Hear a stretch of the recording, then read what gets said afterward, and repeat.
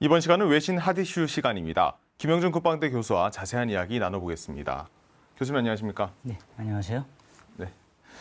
교수님, 북한이 지난 29일 김정은 국무위원장 추대 4주년을 맞아서 내부 결속에 주력하는 분위기에 있습니다.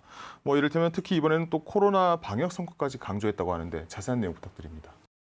사실 최근 군사적 긴장 수위가 높아진 면은 있지만 전반적으로 김정은 위원장이 특히 18년도, 19년도 이어서 보여준 모습은 애민 정치적 실용주의 모습입니다. 사실 김일성 시대 1950년대, 60년대에 돌아보면 한국보다 경제 상황이 좋았거든요. 그 시절에 대한 향수가 북한 주민들한테는 강하게 있고요. 김정은 위원장은 취임하자마자 핵무력 완성을 선포하고 나선 지금 우리가 기억하시는 종합병원 준공식이라든가 비료공장이라든가 끝없이 특히 평양 시민들 중심으로 한 삶의 질 향상을 강조해 왔죠. 코로나 방역 역시도 그런 실용주의적 민생을 챙기는 모습을 강조한 걸로 보입니다. 네, 실제로 또 이런 부분에 있어서도 그렇지만 북한에 대해서 외신은 좀 다른 반응을 보이고 있습니다. 이를테면은 뉴욕타임즈에서는 북한의 한반도 긴장 격화와 완화는 다 전략의 일부이다라고 얘기하는 경우도 있는데 사실 또 최근 북한의 움직임을 또 어떻게 또 볼 수 있을까요? 제가 사실 지난 2, 3주 정도 굉장히 긴장 상황이었죠. 확성기 설치까지 하다가 김정은 위원장이 예비 회의에서 보류를 선언하면서 일시적으로 현재는 긴장이 올라가지 않고 있는 상태인데요.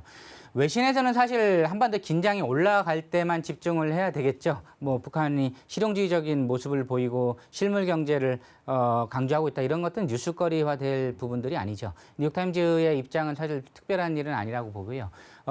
다른 국가와 마찬가지로 민생과 실물 경제를 챙기면서 필요시에는 강한 국방력과 외교력을 과시하는 그런 통치 형태를 정상국가처럼 보이려고 노력을 하고 있고요. 그런 형태에서 우리가 모든 것을 긴장을 언제 높일 것인지만 초점을 맞추기보다는 큰 틀에서 김정은 위원장이 지금 어떤 정치 형태를 보이고 어떤 정치 목표를 갖고 40년을 집권하려고 보느냐 그런 틀로서 봐야 합니다. 군사적 긴장에만 초점을 맞추다 보면 어떤 흥미 위주의 기사에만 우리가 눈길이 가기 때문이죠. 근데 사실 또 방금 말씀 주신 내용 중에 이제 정상 국가로 보이기 위한 노력이라고 또 평가를 또 해주셨는데 사실 북한의 대남 확성기 철거부터 시작해서 군사적 행동은 일단 보류하기로 했습니다. 하지만 여전히 긴장을 또 늦출 수는 없거든요. 다음 행보는 뭐가 될지 혹시 전망되는 부분이 있습니까? 저희가 여러 가지 지금 한미 연합 방위 태세는 국가들이 해야 되는 건 기본입니다. 그 와중에서 지금 조금 속도가 늦어지고 있는 한반도 비핵화 협상 관련한 노력들도 준비를 같이 해야겠죠. 통일부 장관 인선이라든가 한미 워킹그룹의 역할 변화 등이 아마 그것들이 될 거고요. 지금 당분간은 예비 회의 때 보류로 했기 때문에 이런 부분들은 저희가 긴장 수위를 계속 높이진 않는다고 보고 있지만 취소가 아니긴 보류였기 때문에 현재 어떤 군사 행동들도 가능하다는 겁니다. 그래서 본 회의에서 어떤 전략 자산들을 공개할지 우리가 주목을 해야 되고요. 특히 미국 대선 전에 SLBM 같은 거는 비핵화 협상판을 완전히 흔드는 거거든요. SLBM 같은 전략 자산들을 공개하거나 실제 성능 시험 테스트 할 것인가를 굉장히 눈여겨볼 필요가 있습니다.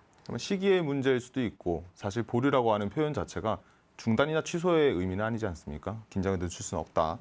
자, 그러면 또 주제를 조금 바꿔서 이 문제도 살펴보겠습니다. 미국이 주요 7개국 정상회의, 그러니까 G7입니다. G7에 한국을 참여시키겠다는 구상을 밝혔는데 여기에 대해서 일본 정부가 좀 다른 입장을 내보냈습니다. 여기에 대한 설명도 부탁드립니다. 참 이게 당황스러운 부분이죠. 일본이 공개적으로 저희의 한국 정부의 어떤 대북 대중 태도를 이유로 들어서 반대를 했습니다.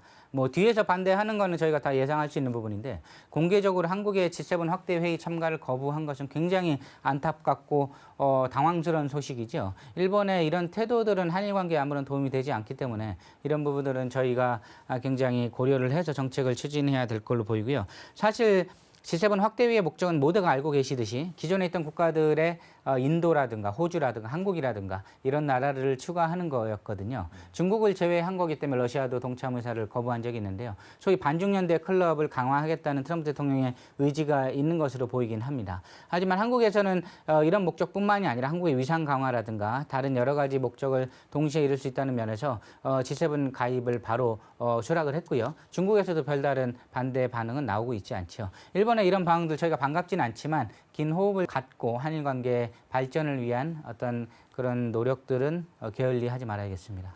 네, 추가적으로 미국의 움직임도 좀 살펴보도록 하겠습니다. 최근 트럼프 대통령이 주독 미군을 감축해서 이를테면 폴란드에 배치를 하겠다라고 얘기를 했고 이런 발언을 또 사실 또 서슴지 않고 지속적으로 해가고 있습니다. 주한미군으로까지의 영향도 있지 않을까라는 의견들이 많은데 여기에 대해서는 어떻게 생각하시죠? 제가 늘 걱정하는 부분이죠. 사실 트럼프 대통령 취임 때부터 계속됐던 거예요. 사실은 주동미군 중에 9,500명 줄이겠다고 지금 이미 선포를 했고 존 볼튼 회고록을 보면 한국에 왜 우리가 주둔해야 되느냐, 한국전쟁 끝났는데 왜 철수하지 않고 있느냐라는 발언들을 끊임없이 했다고 알려져 있죠. 방위비 협상이 잘 되지 않을 경우 철수까지 하겠다라고 볼튼 회고록에는 들어가 있습니다.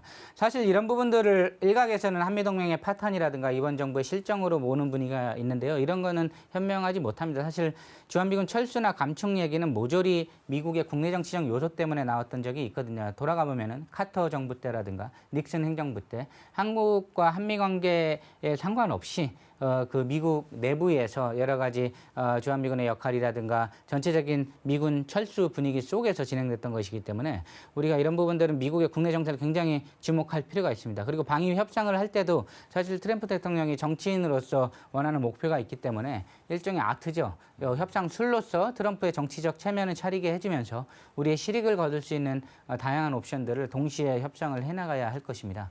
이런 부분들에 있어서 우리가 좀 더 지혜롭게 한국 정부가 한미동맹을 게을리한 거 아니냐라는 섣부른 비판보다는 한미동맹을 어떻게 잘 관리하고 미국 국내 정세가 어떻게 돌아가고 있느냐를 판단을 해서 우리가 잘 지혜롭게 대응을 해야 되겠습니다. 네, 모쪼록 우리 국익에 가장 큰 이득이 될 수 있는 결과로 이어지길 바라봅니다. 네, 지금까지 김영준 국방대 교수와 함께했습니다. 네, 교수님 오늘 말씀 감사했습니다. 네, 감사합니다.